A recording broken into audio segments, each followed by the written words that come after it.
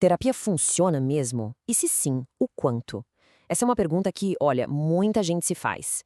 Hoje a gente vai deixar o achismo de lado e mergulhar de cabeça nos números. A ideia aqui é traduzir o que a ciência diz sobre a eficácia da terapia para uma linguagem simples, que todo mundo consegue entender. A gente sempre escuta aquela frase, né? Faz terapia, terapia funciona. Mas o que isso quer dizer na prática? Se a gente pudesse transformar essa sensação de melhora em números, qual seria a real taxa de sucesso? É exatamente essa pergunta que a gente vai tentar responder hoje. Certo. E logo de cara, a gente já esbarra num primeiro problema. Para medir o sucesso da terapia, os cientistas usam uns termos bem técnicos, sabe? Coisas como diferenças médias padronizadas. É uma métrica super rigorosa, claro, mas para a maioria de nós não diz absolutamente nada. Fica quase impossível ter uma ideia do que esses números significam na vida real.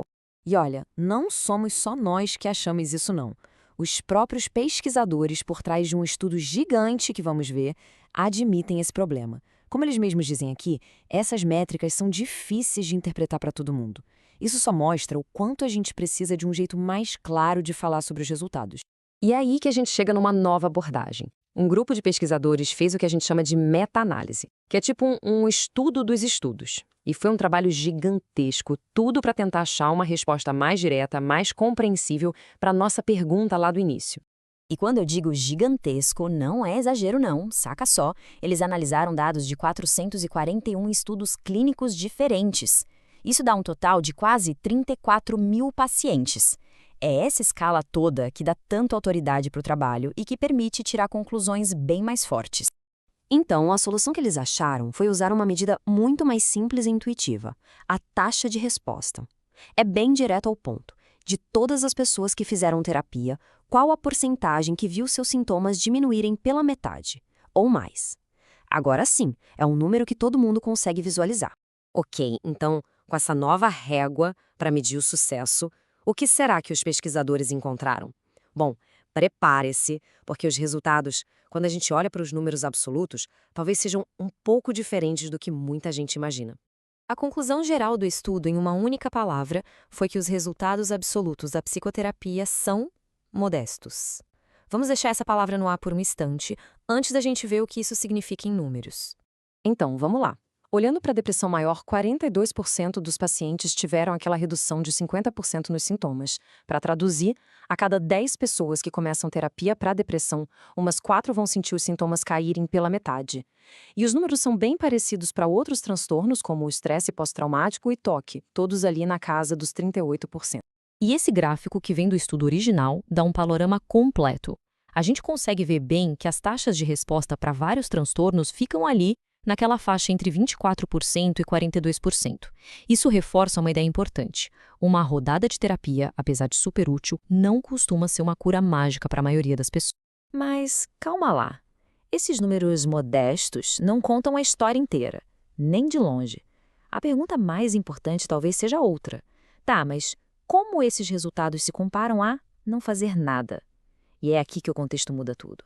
E é nesse ponto que a coisa fica realmente interessante. Olha só esses números. Para a depressão, 42% de resposta com terapia contra só 19% sem. Para o estresse pós-traumático, o salto é ainda maior, de 38% contra 10%. Fica muito claro que fazer terapia dá uma vantagem gigantesca em relação a não fazer nada.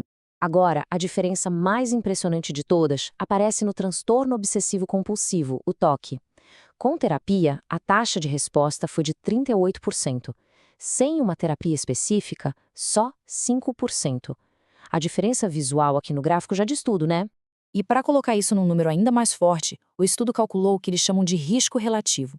No caso do TOC, os pacientes em terapia tinham mais de 9 vezes a chance de alcançar uma melhora significativa se comparados com quem não recebeu tratamento. 9 vezes. Isso é um argumento poderosíssimo a favor da intervenção. Certo. Então, qual é a verdadeira conclusão disso tudo? A gente tem, de um lado, números absolutos que parecem modestos e, do outro, um efeito relativo que é extremamente poderoso. O que isso significa na prática, no fim das contas? É exatamente isso. São os dois lados da mesma moeda. De um lado, o sucesso absoluto nos mostra que a terapia, muitas vezes, não é uma solução única e definitiva. Mas, do outro lado, o sucesso relativo prova que a terapia é muito, mas muito melhor do que não fazer nada. É uma ferramenta poderosa, mesmo que não seja uma varinha de condão. Então, para a gente amarrar tudo, agora temos uma nova métrica, a taxa de resposta, que ajuda a gente a entender o sucesso. Ela nos mostra que a chance de uma melhora gigante com uma rodada de terapia é, em números absolutos, modesta. Mas, e esse é o ponto-chave, a terapia é comprovadamente muito mais eficaz do que ficar sem tratamento. Isso sugere que, para muita gente, a terapia é um primeiro passo vital, mas talvez não seja o último. Os próprios autores do estudo chegam a uma conclusão super importante para o futuro da saúde mental. Eles basicamente dizem que a gente precisa de mais pesquisas sobre o que fazer com as pessoas que não melhoram com essa primeira abordagem. A questão não é tanto se a terapia funciona, mas sim o que a gente faz depois para quem precisa de mais ajuda. E isso tudo nos deixa com uma pergunta final para a gente pensar. Se a gente entende a terapia mais como uma jornada e não como um destino final, como é que a gente pode, enquanto sociedade, mapear melhor os próximos passos dessa jornada para garantir que todo mundo encontre o seu caminho para a melhora? Fica aí a reflexão. Muito obrigado por acompanhar essa análise.